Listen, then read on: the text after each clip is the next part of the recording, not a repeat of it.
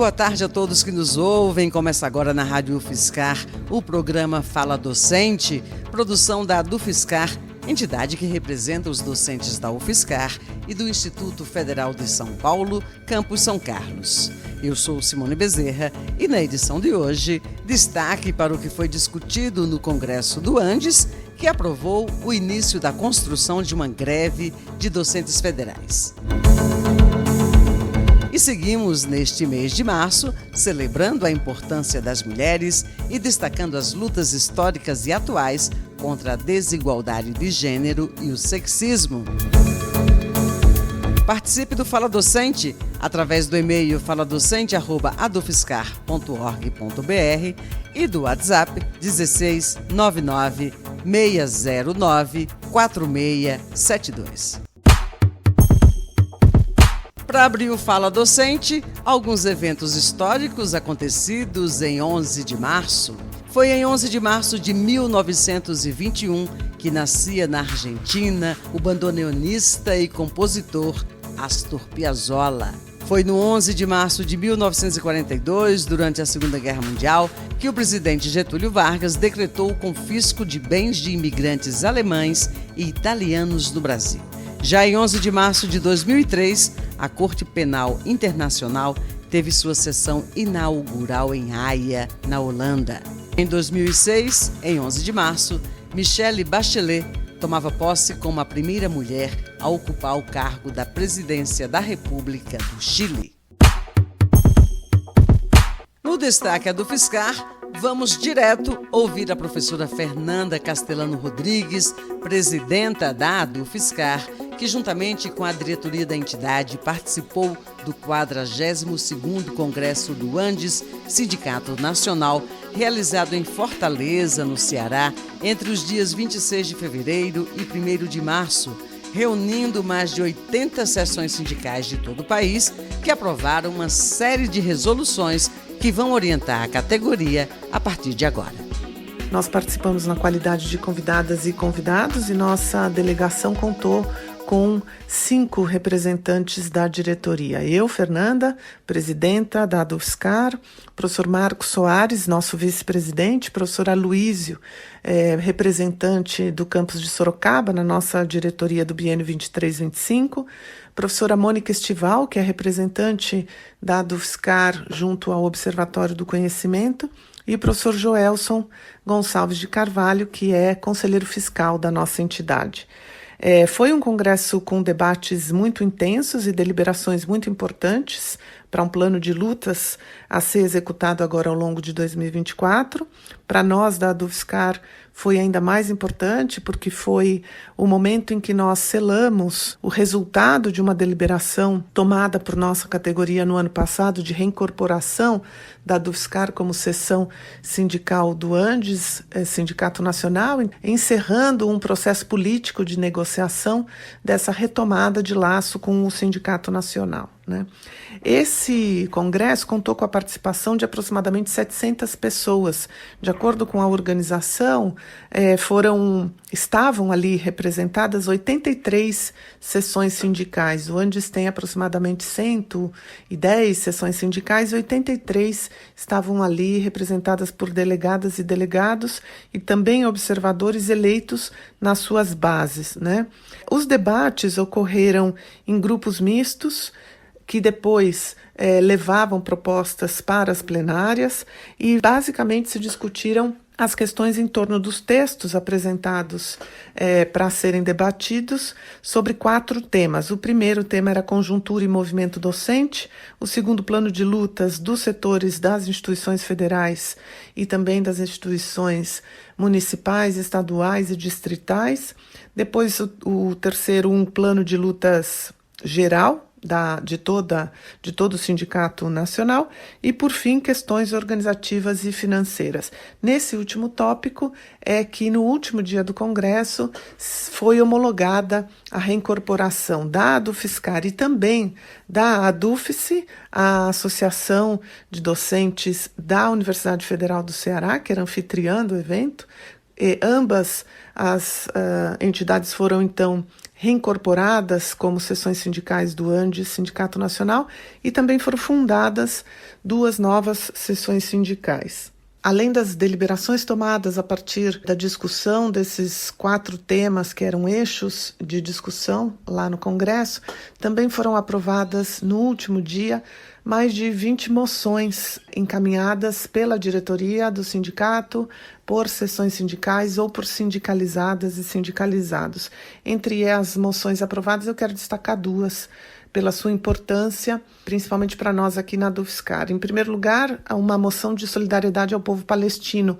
O movimento de apoio ao povo palestino no Congresso foi muito forte. Houve, inclusive, um ato de solidariedade realizado lá na universidade, no âmbito do Congresso, e é muito importante que nós, da comunidade universitária aqui na UFSCar, que nós, nas cidades em que a UFSCar tem campus, aqui em São Carlos, em Araras, em Sorocaba, nos municípios de Buri, Campininha, que a gente se some à luta em defesa da liberdade do povo palestino.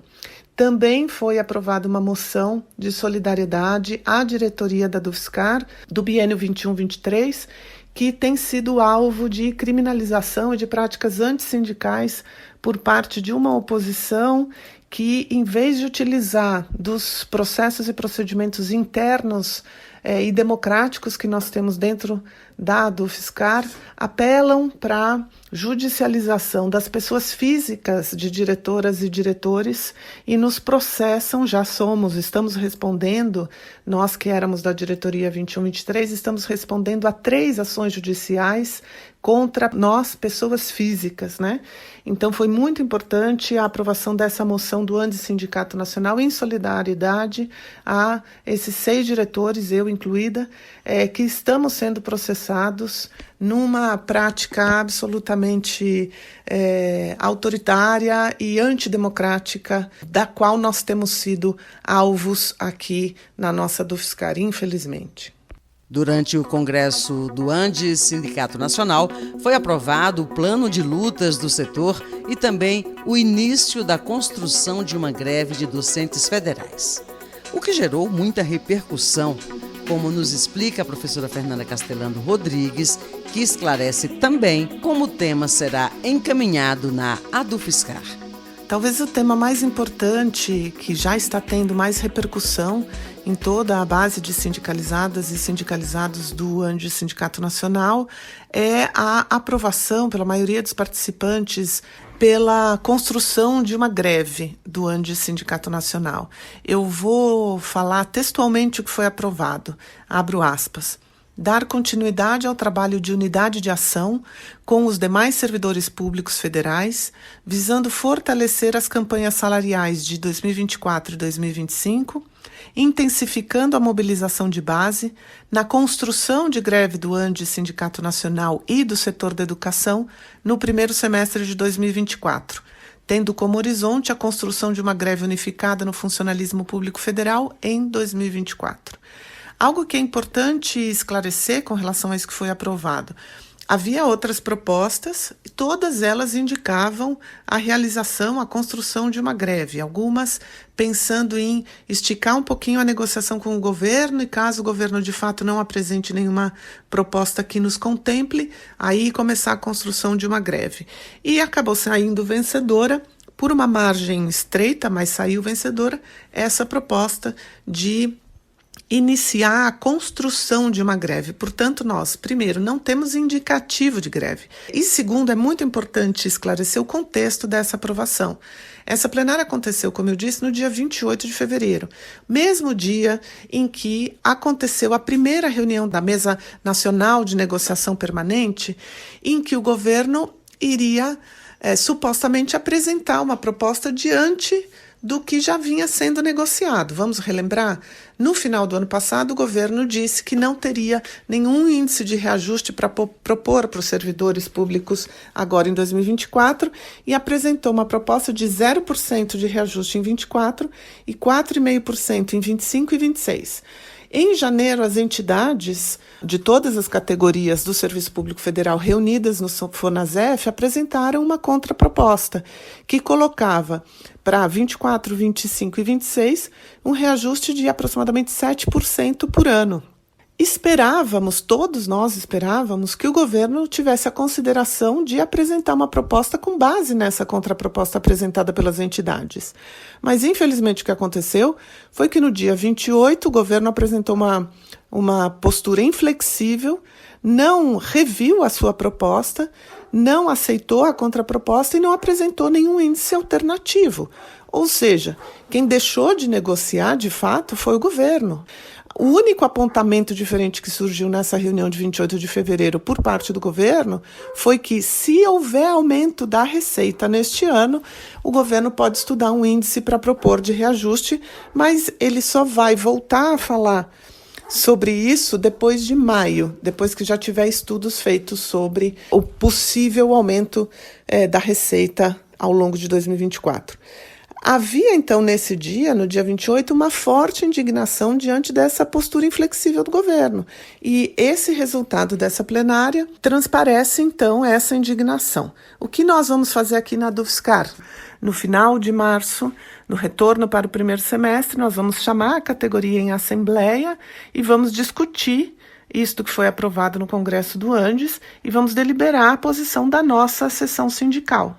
Todas as pessoas presentes vão poder colocar suas propostas, expor as suas ideias, as suas opiniões, as suas defesas, e nós vamos deliberar se nós aprovamos ou não aprovamos construir uma greve aqui na nossa universidade. Esta posição deliberada em assembleia, tomada democraticamente com a participação de toda a base, vai ser levada para o Sindicato Nacional. Em algum momento, a gente ainda não tem a data, mas proximamente vamos ter, o Sindicato Nacional vai reunir todas as sessões e pegar as posições de todas as sessões.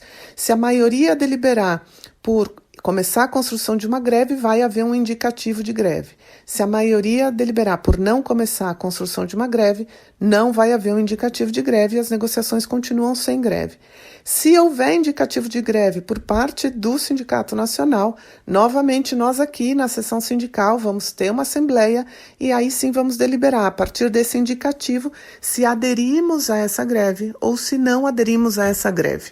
Acho que faz muito tempo que a gente não tem uma mobilização em torno de uma campanha salarial que está sendo tão intensa como agora em 2024, e é importante que a gente tenha, por um lado, uma visão política do momento que a gente está vivendo, por outro lado, uma visão que considere a nossa conjuntura interna na UFSCar, a conjuntura do Instituto Federal também, para a gente tomar a melhor decisão para nós aqui da Dufscar.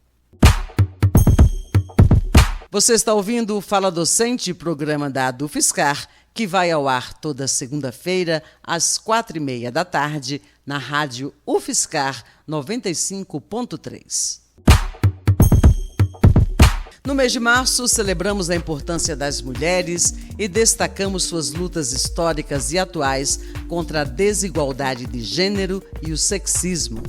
É um momento para reconhecer as conquistas das mulheres ao longo dos anos, bem como para refletir sobre os desafios contínuos enfrentados em busca de igualdade. Além disso, é uma oportunidade para amplificar as vozes das mulheres em todas as esferas da sociedade e promover a conscientização sobre a necessidade de erradicar a misoginia e o etarismo. Na política, por exemplo, você sabia que o Brasil tem a Câmara dos Deputados com a maior desigualdade de gênero da América do Sul? Atualmente, apenas 17,5% das cadeiras na Câmara dos Deputados são ocupadas por mulheres, menos da metade da proporção registrada na Bolívia, no Equador e na Argentina, com 46%, 43% e 42%, respectivamente. Esses três países lideram o ranking de equidade parlamentar em câmaras de deputados ou assembleias únicas no continente. Isso segundo dados do IPU, União Interparlamentar, que é uma organização internacional que agrupa informações dos congressos de diferentes nações. Em comum, esses três países, Bolívia, Equador e Argentina, adotam medidas estruturais de incentivo à equidade de gênero na política. Por isso é tão importante reafirmar o compromisso em combater estereótipos prejudiciais e garantir que as mulheres tenham igualdade de oportunidades em todas as áreas da vida. É essencial apoiar e valorizar as mulheres em suas diversas trajetórias, reconhecendo-as como agentes de mudança e construtoras de um futuro mais igualitário para todos. Como nos fala Maria Lúcia Teixeira Machado, mestre em Educação e doutora em Saúde Coletiva, professora sênior da UFSCar, anteriormente vinculada ao Departamento de Enfermagem e, após a aposentadoria, ligada ao NUME Ecosol. Naturalmente parto da minha perspectiva, da minha trajetória que influencia a minha experiência profissional e que vem de áreas de campos majoritariamente femininos, como é o caso da nutrição, da saúde coletiva e da economia solidária, áreas e campos que estou envolvida, atuando, mesmo na condição de aposentada, mas aposentada com trabalho como docente sênior, voluntário e em projetos também externos, com parcerias com entidades e organizações importantes, né, nacionalmente. O que a gente pode pensar sobre isso? Primeiro é que para qualquer condição de avanço social que a gente possa buscar, é importante a gente pensar em diversidade, para que a gente tenha pensamentos divergentes, pensamentos que possam ser ou não complementares e que, de alguma forma, contribuam para as transformações sociais que a gente deseja e que são tão importantes na nossa sociedade. E pensando dessa maneira, é natural que a representatividade feminina seja maior do que a que nós temos hoje, seja na política, nas artes, nas ciências, nas entidades de pesquisa, nas instituições, nas universidades. Então, essa igualdade de gênero e tal, ela é importante e ela vai trazer essa diversidade. Assim como se pensarmos mulheres que também tenham já maior experiência, né, na sua carreira, mulheres que venham de regiões que não estão tão presentes nas instituições de pesquisa. Então, se a gente olhar para uma realidade que a gente ainda vive hoje muito fortemente de extrema desigualdade social, não podemos escapar, né, de pensar que essa iniquidade se amplia se a gente pensa em mulheres que sejam negras, pretas, pardas, que pertençam à população LGBTQIAPN+, que morem, né, em áreas que sejam periféricas, vulneráveis, que com isso tenham menor acesso também a direitos que possuem como cidadãs, né, conquistados desde a nossa Constituição Federal, lá no final da década de 80. Né? Então, a gente precisa buscar caminhos para lidar com essas questões que acabam nos mostrando que a gente entenda, né, que o etarismo ele enfraquece, por exemplo, essa diversidade e que a gente precisa lidar com isso, como algumas entidades, por exemplo, vêm fazendo. A Associação Brasileira de Saúde Coletiva, ela tem um grupo de trabalho de gênero e saúde. Ela, em 2023, fez propostas para lidar com questões relacionadas à equidade de gênero na saúde, pensando aí em composição e elaboração de políticas públicas, sejam elas municipais, estaduais, federal, assim como, por exemplo, os ministérios, né, podem desenvolver políticas intersetoriais, interministeriais, em parceria com movimentos sociais. Né? A própria OMS fala, né, que a gente precisa cuidar dessas questões que estão minando, né, uma certa solidariedade intergeracional que é tão benéfica e tão importante para que a gente possa avançar, tanto na produção de conhecimentos, quanto na promoção de transformações sociais, que gerem ambientes de trabalho que sejam mais inclusivos, sejam para as mulheres, para as pessoas com uma idade considerada não produtiva, o que não é verdadeiro, também por várias pesquisas já desenvolvidas. Então, essas são algumas questões que me parecem sensíveis e importantes e que devamos pensar no contexto de uma universidade, por exemplo, como que a gente pode tratar desses pontos, né? Promovendo debates, projetos, programas, articulação de ações, parcerias, né, no âmbito municipal, no âmbito regional, para que efetivamente transformações mais efetivas ocorram o quanto antes, porque elas são necessárias, são esperadas e são justas. E chegou a hora das dicas culturais do Fala Docente. O Movimento Pró-Palestina de São Carlos exibe na próxima quinta-feira, dia 14, a segunda sessão do primeiro ciclo de cine-debate sobre a Palestina. O filme Budrus, lançado em 2009, é dirigido por Júlia Baixa e mostra a Vila Palestina de Budrus como o principal palco de manifestações contra a construção por Israel de um muro que atravessaria o vilarejo, destruindo os campos e separando famílias. Começa aí um movimento de resistência histórico que une palestinos de facções políticas rivais e israelenses simpatizantes da causa. É na quinta, dia 14, às 18 horas, no Espaço Cultural Lumbandanga. Informações na página do Movimento Pró-Palestina São Carlos no Instagram. Também na quinta-feira, dia 14, no Sesc São Carlos, tem o rapper Emicida, conectando seu último álbum, Amarelo, com o universo do jazz inspirado no saxofonista e compositor John Coltrane. A partir das 8 da noite, ingressos à venda. Já a exposição Caringana, Presenças Negras nos Livros para as Infâncias, exposta no Sesc Bom Retiro, traz um convite especial para refletirmos sobre a representatividade negra na literatura infantil. Essa mostra, que foi prorrogada até o fim de março devido ao seu sucesso e relevância, é uma celebração vibrante da cultura e das histórias africanas e afro-brasileiras apresentadas por meio de livros que colocam personagens negros em papéis centrais. O espaço conta com a estrutura necessária para receber cadeirantes e pessoas com mobilidade reduzida. Fica na Alameda Noteman, 185, nos Campos Elíseos, em São Paulo, até dia 31 de março.